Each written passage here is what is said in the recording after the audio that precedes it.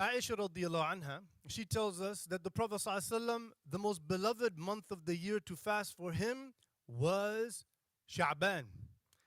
And then he would fast a whole lot in Sha'ban, bringing himself up to Ramadan. And the way the scholars understood this is that it's a preparation, it's a training, so that Ramadan is very much a natural reality. And that the whole package of Ramadan can be embraced without it being just like all of a sudden a heavy hit out of nowhere in your physical prowess and reality. So the Prophet ﷺ used to fast a whole lot in Sha'ban. And so we should ask ourselves, how much have we fasted so far in Sha'ban? We're now on the 11th day. The sunnah was to fast a lot of Sha'ban. And the Prophet ﷺ taught people to fast the 3 days of the white days every month. Meaning when the moon appears to be a full moon, the white days, what they called those. This is 13th, 14th, and 15th, which becomes Sunday, Monday, and Tuesday. So this is a time for us to fast in order to prepare ourselves for Ramadan. This is the sunnah of the Prophet ﷺ. And now a lot of people have grown up with a lot of custom in their country of origin about the 15th of Sha'ban. And there are various hadiths about the 15th of Sha'ban. Pretty much all of them are weak except for one hadith, which has a strong chain of transmission. And what it basically says is that Allah has chosen this night of Sha'ban to forgive His servants, to forgive people who have faith. He said, except He will only forgive those who do not associate others with Him in worship or belief. Those who have engaged in polytheism cannot be forgiven because they have separated themselves from the basic fundamental truth that all things are existing and depending upon God and God alone.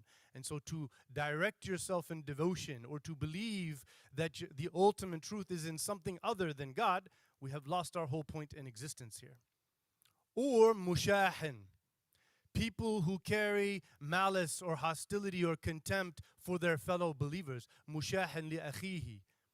So in the 15th of Sha'ban, what we know is that we should be very careful to purify our hearts of a sense of malice and enmity with our fellow believers, and that we forgive and overlook everyone's shortcomings so that we can prepare for Ramadan. This is what we have that's authentic.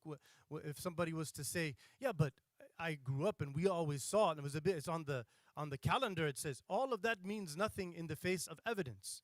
We don't do things because people said or did. That was what prophets were all sent to do, was to clarify that there is a revelation, a scriptural reference by which we would know what is right and what is wrong. And people doing things is not an evidence for it being right or wrong. So we have to go back and say, okay, why do I do what I do? And so on this day, you should fast. Because the Prophet said fast the 15th of Sha'ban? No. Because the Prophet ﷺ said you should fast the 13th, 14th, and 15th of each month. And this month is very special, in which we are preparing for Ramadan. And so this is where we should definitely be thinking with our families, okay, do we have a Quranic translation?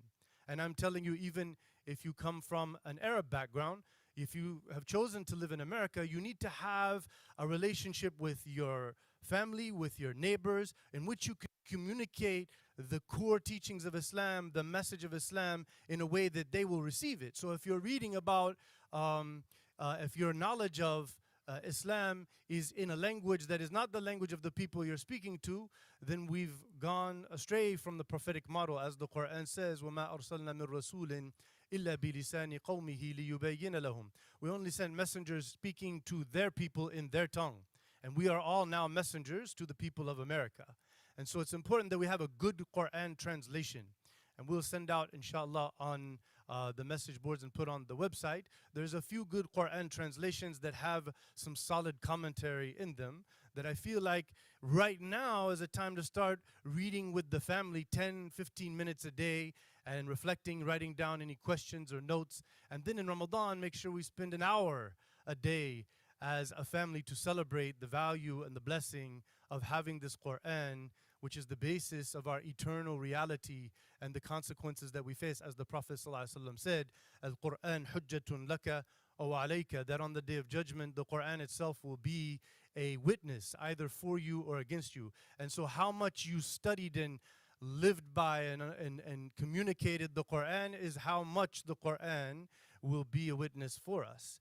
So we have Allah subhanahu wa ta'ala encouraging us and bringing us into this Ramadan. We ask Allah to bless us with Ramadan and to bring us in it and to fill our hearts with purity and righteousness and sincerity and piety. We ask Allah to relieve us and forgive us of all of the sins of evil and corruption and transgression.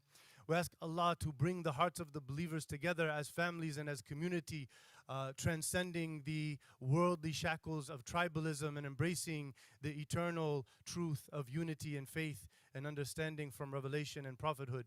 Ya Allah, we ask your forgiveness and your guidance. We ask you to preserve us on the straight path and make Ramadan a time to refresh our understanding of your message and the way that we can live it in our lives moving forward. Wa sallallahu ala Muhammad wa ala alihi wa sahbihi ajma'in.